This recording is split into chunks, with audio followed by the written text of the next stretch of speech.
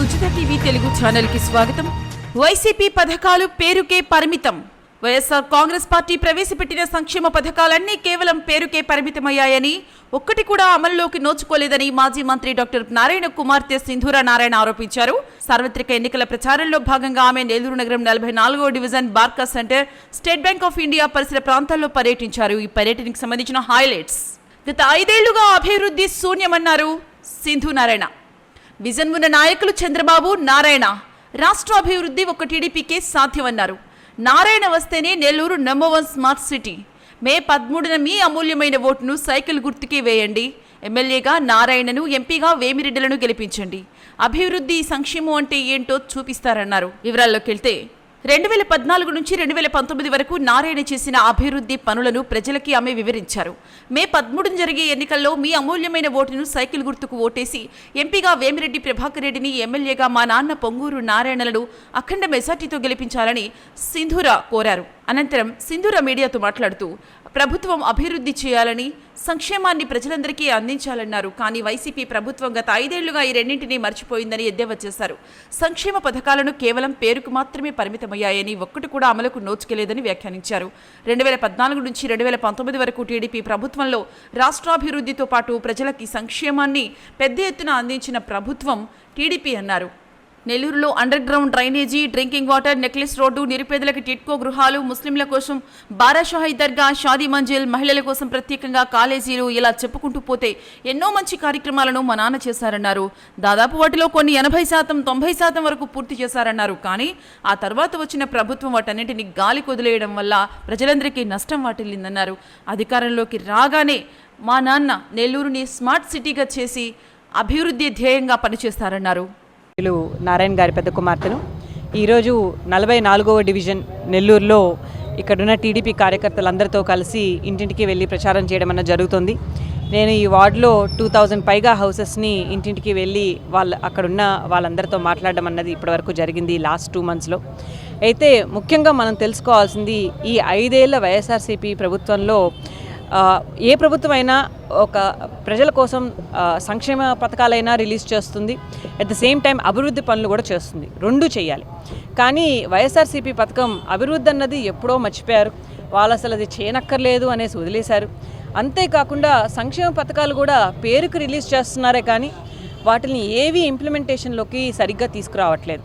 అది పెన్షన్లు కానివ్వండి, లేకపోతే ఆడవాళ్ళకి ఇచ్చే పనులు మనీ కానివ్వండి, లేకపోతే పిల్లలకి ఇవ్వాల్సిన చిన్నపిల్లలకి చదువు కోసం ఇచ్చే మనీ కానివ్వండి. చిన్నపిల్లలకైతే ఇంట్లో ఒక్క పాపకు కానీ బాబుకు మాత్రమే 15,000 రూపీస్, అంటే 15,000 వాళ్ళ చదువు కోసం ఇస్తామని ప్రామిస్ చేశారు. కానీ ఇంట్లో ఒక్క బిడ్డకే ఇస్తే మిగతా బిడ్డలందరూ ఏమవ్వాలి? వాళ్ళు గాలికి బతకాలా?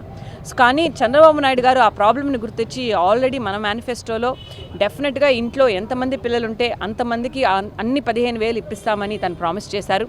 అలాంటి ఒక విజన్ ఉన్న పర్సన్ వాళ్ళ పరిపాలనలో ఉండాలని ప్రజలందరూ కోరుకుంటున్నారు. ఇలాగే చిన్నపిల్లల సంక్షేమ పథకాలు పక్కన పెడితే ఈవెన్ పెద్దవాళ్ళని తీసుకున్నా, వృద్ధులను తీసుకున్నా కూడా వాళ్ళకి 3,000 పెన్షన్ అని అనౌన్స్ చేశారు. కానీ ఆ 3,000 వాళ్ళకి అందజేయడానికి ఎంత ఇబ్బందులు పెడుతున్నారో చెప్పలేకుండా ఉన్నాం. వాళ్ళని 10 సార్లు తిప్పించుకుంటున్నారు వాళ్ళ ఆఫీస్ చుట్టూ. ఏదో ఒక కాజ్ చెప్పి, ఏదో ఒక రీజన్ చెప్పి వాళ్ళకి ఆ డబ్బులు ఇవ్వనియట్లేదు.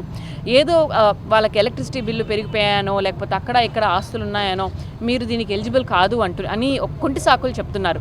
కానీ ఆ ఎలక్ట్రిసిటీ బిల్లులు ఎందుకు పెరిగిపోయినాయండి? అసలు మనకు కావాల్సిన బేసిక్ ఎమ్యూనిటీ ఖర్చులన్నీ పెరిగిపోయినాయి. ఎలక్ట్రిసిటీ పనులు అయితే మోర్ దాన్ 4 సార్లు పెంచారు.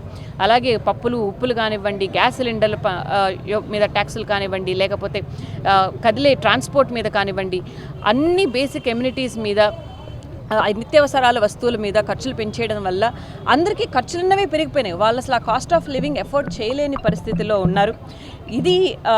అది ఒక ప్రాబ్లం. అయితే నేను అన్నట్టు డెవలప్మెంట్ వరకు వస్తే అసలు నారాయణ గారు తను మినిస్టర్గా ఉన్న ఎమ్మెల్యే కాకపోయినా నెల్లూరుకి already hundreds of crores Chandrababu Naidu గారి సపోర్ట్ ద్వారా తీసుకొచ్చి ఎన్నో పనులు ఆల్రెడీ 90% వరకు చేసేశారు. అది దోమల్లేని నగరంగా తీర్చిదిద్దాలన్న ఒక మంచి ఉద్దేశంతో అండర్ గ్రౌండ్ డ్రైనేజ్ని 90% వర్క్స్ కంప్లీట్ చేయించారు. కేవలం వైఎస్ఆర్సీపీ ప్రభుత్వం చేయాల్సింది ఆ లాస్ట్ 10% వర్క్స్ మాత్రమే. అది కూడా వాళ్ళు 5 ఏళ్ళు టైం ఉన్నా పూర్తి చేసుకోలేకపోయారండి. అలాగే మీరు మంచినీటి సరఫరా తీసుకుంటే ప్రతి ఇంటికి, అది పువర్ పీపుల్ అయినా లేకపోతే రిచ్ అయినా ఎవరైనా సరే అందరికీ మంచి వాటర్ ఇవ్వాలి అనేసి తన మంచి ఉద్దేశంతో ఆ వర్క్స్ని మళ్ళీ హండ్రెడ్స్ ఆఫ్ క్రోర్స్తో మొదలుపెట్టారు. అది కూడా 80-90% ఆఫ్ ద వర్క్స్ అయిపోయినాయి, కానీ అది కూడా కంప్లీట్ చేసుకోలేకపోయారు. ఒక 45,000 పక్కా ఇల్లు కట్టించున్నారు. ఆ టిక్కో ఇళ్ళను కూడా వాళ్ళకి ఇప్పించడం అన్న చిన్న పని చేయలేకపోయారు. అలాగే మీరు అన్న క్యాంటీన్లు తీసుకుంటే చిన్న పేద ప్రజలు 5 రూపాయలకి మంచి అద్భుతమైన భోజనం ఇప్పిస్తున్న మంచి ఆ ప్రాజెక్ట్ని కూడా వాళ్ళు పేద ప్రజల నోటి నుంచి అన్నం తీసేసే అంతవరకు ఆగలేదు. అంత దుర్మార్గంగా ఈ ప్రభుత్వం నడుపుతోంది. ఇలా ఒక సంక్షేమ పథకాలన్నవి సరిగ్గా ఇంప్లిమెంట్ చేయకపోవడమే కాకుండా దానికి ఒక సైంటిఫిక్గా డిజైన్ చేయలేదు, ఇంప్లిమెంట్ చేయలేదు. అలాగే డెవలప్మెంట్ అన్నదైతే అసలుకే లేదు. ఇంకా బిజినెస్లు, ఇన్వెస్ట్మెంట్లు, ఉద్యోగాల విషయాలకు వస్తే ప్రజలందరూ ఎంతో కుమిలిపోతున్నారు.